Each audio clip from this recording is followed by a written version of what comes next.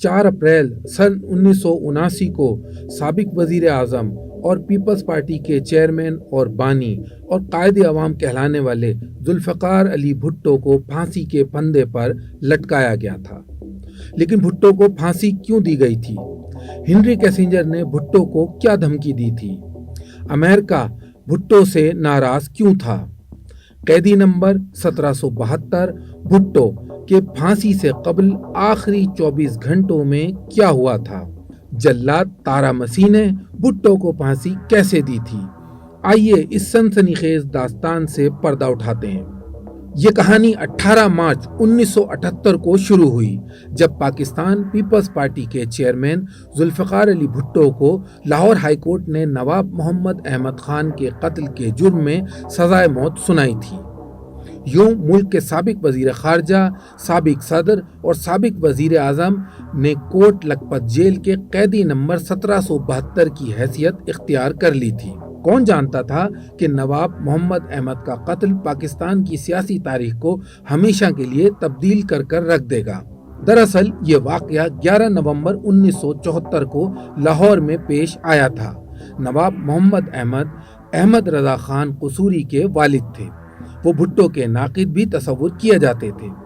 Peoples party کے دور حکومت میں یہ کیس سرد خانے میں پڑا رہا، مگر 5 جولائی سن 1977 کو مارشل لا نافذ ہوا تو اس کیس میں بھی جان پڑ گئی۔ اس سے قبل 3 ستمبر کو معزول وزیر اعظم ذوالفقار علی بھٹو کو رات کے اندھیرے میں 70 کلفٹن کراچی سے گرفتار کر لیا گیا تھا۔ اکتوبر 1977 میں یہ کیس لوور کورٹ کے بجائے ہائی کورٹ پہنچ گیا اور اس میں ذوالفقار علی بھٹو کو پھانسی کی سزا ہوئی۔ بے رحم وقت نے پاکستان کے طاقتورین شخص کو مصائب کے منجھار میں لا چھوڑا۔ بھٹو نے قانونی جنگ لڑنے کا فیصلہ کیا۔ جب سزائے موت کے خلاف سپریم کورٹ میں اپیل دائر کی گئی تو بھٹو کو کوٹ لکھپت جیل سے پنڈی جیل منتقل کر دیا گیا، اور یہی وہ جگہ تھی جہاں وہ اپنی زندگی کے آخری 323 دن گزارنے والے تھے۔ پنڈی جیل میں ایک اہم قیدی آنے والا تھا جس کے لیے خصوصی انتظامات کیے گئے تھے۔ کوٹریوں کے کچے فرش کو کھود کر لوہے اور کنکریٹ کا مضبوط فرش بنایا گیا تاکہ سرنگ کھودنے کا خدشہ نہ رہے۔ چھت توڑ کر فرار کا امکان ختم کرنے کے لیے آہنی چھت بنائی گئی تھی۔ بھٹو کے سیل میں جاسوسی کے آلات بھی نصب کیے گئے تھے اور جیل کی سیکیورٹی پر فوجی جوان تعینات تھے۔ 16 مئی 1978 کی رات پنڈی جیل کی سیکیورٹی پر مامور کرنل رفیع الدین کو پیغام ملتا ہے کہ اگلی صبح 5 بجے دھمیال ایئر بیس پر صوفہ سیٹ وصول کریں۔ اشارہ ملک کے سابق وزیر اعظم کی سمت تھا۔ اگلی صبح جب ذوالفقار علی بھٹو ہیلی کاپٹر سے باہر آئے تو ایک صدمہ ان کا منتظر تھا۔ انہیں ایئر بیس سے جیل لے جانے کے لیے قیدیوں کی وین کا انتظام کیا گیا تھا۔ تب بھٹو نے غصے میں کہا، تمہیں شرم آنی چاہیے، کیا اس سے بہتر گاڑی کا بندوبست نہیں ہو سکتا تھا؟ شاید اس وقت تک ذوالفقار علی بھٹو اپنے آپ کو وزیر اعظم سمجھ رہے تھے۔ انہیں ایسا لگ رہا تھا کہ یہ مقدمہ فقط ایک سیاسی اسٹنٹ ہے۔ وہ یقین سے کہا کرتے تھے کہ میرے سر کی قیمت پاکستان ہے، مگر وہ غلط تھے۔ 6 فروری سن 1979 کو پنڈی جیل کی بلند اور خاردار دیواریں عبور کر کے ایک غیر متوقع خبر ذوالفقار علی بھٹو تک پہنچی۔ سپریم کورٹ نے سابق وزیر اعظم کی اپیل مسترد کر دی تھی۔ بھٹو کی مشکلات میں مزید اضافہ ہونے والا تھا۔ 24 مارچ 1979 کو سپریم کورٹ میں نظر ثانی کی پٹیشن بھی نامنظور ہو گئی۔ اب بھٹو کو اپنی گرتی ہوئی صحت کے ساتھ جیل کے تاریک سیل میں صرف و صرف موت کا انتظار کرنا تھا۔ یہی وہ جگہ تھی جہاں ایک طوفانی رات وہ اسٹریچر پر لیٹے پھانسی گھاٹ کی سمت جانے والے تھے۔ وہ 3 اپریل کی صبح تھی جب بھٹو بیدار ہوئے تو یکسر لا علم تھے کہ یہ ان کی زندگی کا آخری دن ہے۔ جیل حکام کو ان کی موت کا پروانہ موصول ہو چکا تھا۔ سورج غروب ہوتے ہی جیل کی تمام ٹیلی فون لائنیں کاٹ دی گئی تھیں۔ صرف ایک وائرلیس سیٹ کام کر رہا تھا جس پر پھانسی کے بعد سیکیورٹی سپرنٹینڈنٹ کو بلیک ہارس کا کوڈ ورڈ کہنا تھا۔ دوسری جانب سہالہ ریسٹ ہاؤس میں نظر بند بیگم نصرت بھٹو اور بے نظیر بھٹو کو اچانک 3 اپریل کی صبح ملاقات کی اطلاع دی جاتی ہے۔ ایک گاڑی انہیں لے کر 11:15 پر جیل میں داخل ہوتی ہے۔ اس موقع پر بیگم بھٹو نے سپرنٹینڈنٹ پولیس یار محمد سے پوچھا یہ ملاقات کس سلسلے میں ہے؟ سپرنٹینڈنٹ نے جواب دیا میڈم یہ آخری ملاقات ہے۔ ملاقات صبح 11:30 بجے شروع ہوئی۔ بھٹو سیل کے اندر فرش پر بیٹھے تھے۔ سلاخوں کی دوسری طرف ایک کرسی پر بیگم بھٹو موجود تھیں، بالکل خاموش، آنکھوں سے آنسو رواں تھے۔ بے نظیر بھٹو سیل کے سامنے فرش پر بیٹھی ہوئی تھیں، باپ بیٹی کے درمیان آہنی سلاخیں حائل تھیں۔ یہ آخری ملاقات 2 بجے تک جاری رہی۔ اس ملاقات میں وہ عجیب و غریب لمحہ بھی آیا جب بھٹو نے بے نظیر کو ایک طرف ہونے کو کہا اور جیل سپرنٹینڈنٹ کو بلایا اور پوچھا کیا یہ آخری ملاقات ہے؟ انہیں جواب ملا جی سر، سب کچھ ختم ہو چکا ہے۔ کرنل رفیع الدین کی مشہور زمانہ کتاب بھٹو کے آخری 323 دن میں ایک رحم کی اپیل کا تذکرہ ملتا ہے۔ اس کتاب کے مطابق 3 اپریل کی ملاقات کے بعد جب ماں بیٹی جیل سے باہر آئے تو انہوں نے کرنل رفیع یعنی مصنف سے ملنے کی خواہش ظاہر کی۔ بیگم بھٹو جنرل ضیاء الحق جو کرنل قذافی اور برطانوی وزیر اعظم کی بھٹو سے متعلق اپیل اور درخواست پہلے ہی رد کر چکے تھے، بیگم بھٹو کی رحم کی اپیل بھی انہوں نے مسترد کر دی۔ ہوا کچھ یوں کہ رحم کی اپیل سے متعلق اطلاع اس وقت کے SMLA بریگیڈیئر خواجہ راحت لطیف کو پہنچا دی گئی۔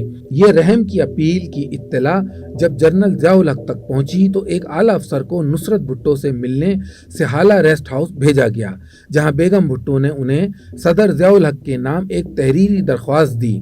انگریزی میں تحریر کردہ ایک صفحے کے اس خط کا وہی نتیجہ نکلا جو اس سے پہلے کی اپیلوں کا ہوا تھا، یعنی صدر ضیاء الحق نے یہ اپیل منظور نہیں کی۔ شاید یہ خط آج بھی کسی ریکارڈ میں موجود ہو۔ برسوں بعد میجر جنرل خواجہ راحت لطیف نے بھٹو پر ایک کتاب لکھی تو اس خط کو حاصل کرنے کی بھرپور کوشش بھی کی، مگر وہ ناکام رہے۔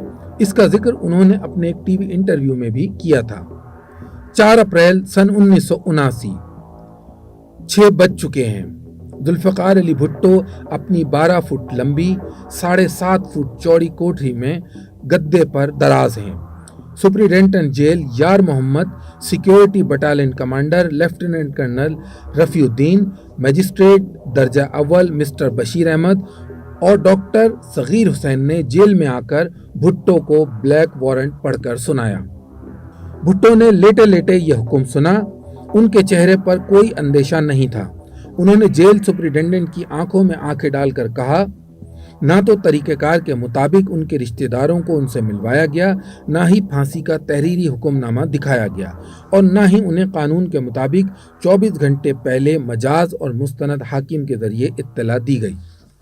ذوالفقار علی بھٹو کے دانتوں میں کچھ تکلیف تھی۔ انہوں نے اپنے مولج ڈاکٹر ظفر نیازی سے ملنے کی خواہش ظاہر کی۔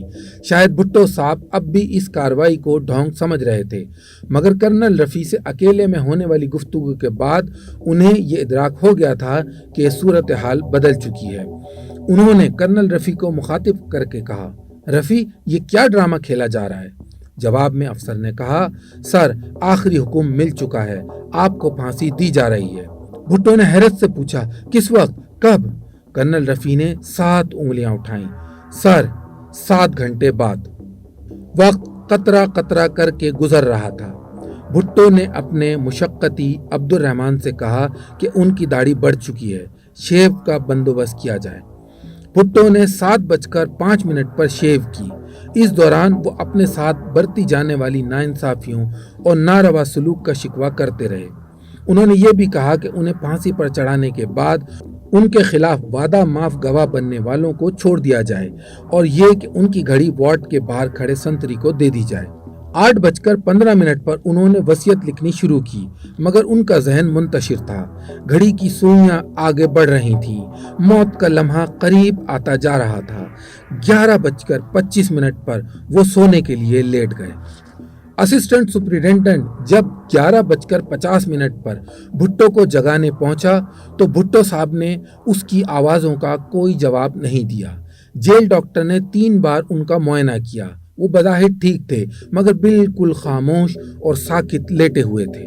دوسری طرف جلاد تارا مسیح کو لاہور سے بذریعہ وین راولپنڈی جیل پہنچا دیا جاتا ہے۔ وہ اس بات سے بالکل لائم تھا کہ اسے کس مقصد کے لیے یہاں لایا گیا ہے۔ راولپنڈی میں واقع مسجد مولانا غلام غوث ہزاروی کے خادم حیات محمد کو بھی یہ کہہ کر کہ ایک میت کو غسل دینا ہے، پولیس وین میں پورا شہر گھمانے کے بعد پنڈی جیل کی اس کوٹری میں دھکیل دیا گیا جہاں تارا مسیح اگلے احکامات کا منتظر تھا۔ 1:10 پر آخرکار ذوالفقار علی بھٹو خود گدے سے اٹھے۔ وقت ہو چکا تھا، گرم پانی موجود تھا مگر انہوں نے نہانے سے انکار کر دیا۔ وہ رات تاریک تھی، جیل میں بارش ہوئی تھی اور آسمان پر گہرے بادل چھائے ہوئے تھے۔ انتظامیہ نے اسٹریچر کا بندوبست کیا ہوا تھا۔ جیل حکام بھٹو کے سیل تک گئے۔ مجسٹریٹ نے ان کی وصیت کے بارے میں پوچھا مگر خیالات منتشر ہونے کے باعث وہ کچھ لکھ نہیں سکے تھے۔ مجسٹریٹ اور بھٹو کے درمیان ابھی گفتگو کا سلسلہ جاری تھا کہ جیل سپرنٹینڈنٹ کے حکم پر 4 آدمی اندر داخل ہوئے۔ وہ ایک دلسوز منظر تھا۔ بھٹو پر نقاہت طاری تھی۔ جو شخص کل تک عالم اسلام کا اہم ترین رہنما تصور کیا جاتا تھا، اسے اسٹریچر پر پھانسی گھاٹ کی سمت لے جایا جا رہا تھا۔ جیل کے مشقتی عبد الرحمن کی آنکھوں سے آنسو جاری تھے۔ وہ ہاتھ میں چائے کا کپ لیے ساتھ ساتھ چل رہا تھا۔ پھانسی گھاٹ 250 گز دور تھا۔ اس دوران مکمل خاموشی رہی، بس قدموں کی دھمک کی آواز تھی۔ ایک موقع پر بھٹو نے نصرت بھٹو کے تنہا رہ جانے پر غم کا اظہار کیا، پھر مکمل خاموشی چھا گئی۔ آخر کار وہ لمحہ آ گیا۔ ذوالفقار علی بھٹو بے تاثر چہرہ لیے پھانسی کے دار پر کھڑے تھے۔ وہ اس موت سے چند لمحے دور تھے جو بھٹو کو دائمی زندگی بخشنے والی تھی۔ آخر وہ لمحہ بھی آ گیا جب ذوالفقار علی بھٹو کو پھانسی کے پھندے تک پہنچایا گیا۔ ہتھکڑی کھول کر بھٹو کے ہاتھ پیچھے باندھ دیے گئے۔ تارا مسیح نے چہرے پر سیاہ ماسک چڑھا دیا۔ بھٹو نے کہا فنش اٹ۔ 2:04 پر جلاد نے لیور دبایا۔ ذوالفقار علی بھٹو ایک جھٹکے سے پھانسی کے کنویں میں گرے۔ ان کا جسم کچھ دیر دھیرے دھیرے ہلتا رہا اور پھر ساکت ہو گیا۔ پھانسی گھاٹ میں بہت دیر تک خاموشی چھائی رہی، گہری اور اداس خاموشی۔ بھٹو کی لاش اتارے جانے کے بعد کرنل رفیع نے SMLA سے وائرلیس پر رابطہ کیا اور بلیک ہارس کا کوڈ کہا۔ شاید اس وقت جنرل ضیاء الحق بھی یہ پیغام سن رہے تھے۔ ذوالفقار علی بھٹو کو پھانسی دی جا چکی تھی۔ ذوالفقار علی بھٹو کی موت کی خبر کو مخفی رکھنے کی بھرپور کوشش کی گئی۔ سہالہ ریسٹ ہاؤس جہاں بھٹو بیگمات نظر بند تھیں اور پنڈی جیل دونوں دنیا سے کٹ چکے تھے۔ شہر کے داخلی حصوں پہ کڑا پہرا تھا مگر کسی نہ کسی طرح یہ خبر سرحد پار چلی گئی اور 4 اپریل سن 1979 کو صبح 7 بجے آل انڈیا ریڈیو نے سب سے پہلے سابق وزیر اعظم پاکستان ذوالفقار علی بھٹو کو پھانسی دینے کی خبر نشر کی۔ ذوالفقار علی بھٹو کی پھانسی اپنے پیچھے کئی سوالات چھوڑ گئی۔ اہم ترین سوال تو یہی تھا کہ نواب محمد احمد کے قتل میں سزائے موت پانے والے دیگر 4 مجرموں کو بھٹو کے خلاف گواہی کیا قانوناً قابل قبول اور قابل اعتبار تھی۔ بھٹو کے ٹرائل پر بھی سوالات اٹھے۔ ہائی کورٹ کے جس بینچ نے بھٹو کا مقدمہ سنا اس کی سربراہی chief justice Lahore high court مولوی مشتاق کر رہے تھے جنہیں ضیاء الحق نے تعینات کیا تھا۔ سپریم کورٹ میں بھٹو کا کیس سننے والے جسٹس نسیم حسن شاہ نے اپنے ایک ٹی وی انٹرویو میں انہیں بھٹو کا دشمن قرار دیا تھا۔ جسٹس نسیم حسن شاہ کا یہ بیان بھی انتہائی اہم ہے کہ بھٹو کے وکیل نے اپنے دلائل سے ججز کو ناراض کر دیا تھا۔ ماضی سے آج تک ایک مفروضہ یہ بھی ہے کہ امریکہ ذوالفقار علی بھٹو سے ناراض تھا اور انہیں نشان عبرت بنانا چاہتا تھا۔ اس ضمن میں ہنری کیسنجر کی بھٹو کو دھمکی اور سابق امریکی اٹارنی ریمزی کلارک کا نیو یارک ٹائمز میں شائع ہونے والا ایک بیان خصوصی اہمیت کا حامل ہے جس میں وہ بھٹو کے اقتدار سے محرومی کو امریکی آشیرواد کا نتیجہ قرار دیتے تھے۔ بعض تجزیہ کاروں کے مطابق امریکہ نے ذوالفقار علی بھٹو کو سر جنگ میں اپنی مرضی کے نتائج حاصل کرنے کے لیے راستے سے ہٹایا تھا۔ بھٹو صاحب نے خود بھی یہ بیان دیا کہ سفید ہاتھی یعنی امریکہ ان سے ناراض ہے۔ شاید یہ ذوالفقار علی بھٹو کی ہی موت تھی جس نے پاکستان پیپلز پارٹی میں ایک نئی روح پھونکی۔ یہ بھٹو کی موت تھی کہ جس نے اس جماعت کو 3 بار اقتدار دیا۔ یہ بھٹو کی موت ہی تھی کہ جس نے بے نظیر بھٹو کو مسلم دنیا کی پہلی خاتون وزیر اعظم بنوایا۔ اور یہ بھٹو کی موت ہی تھی جس نے خود ذوالفقار علی بھٹو کو آج تک زندہ رکھا۔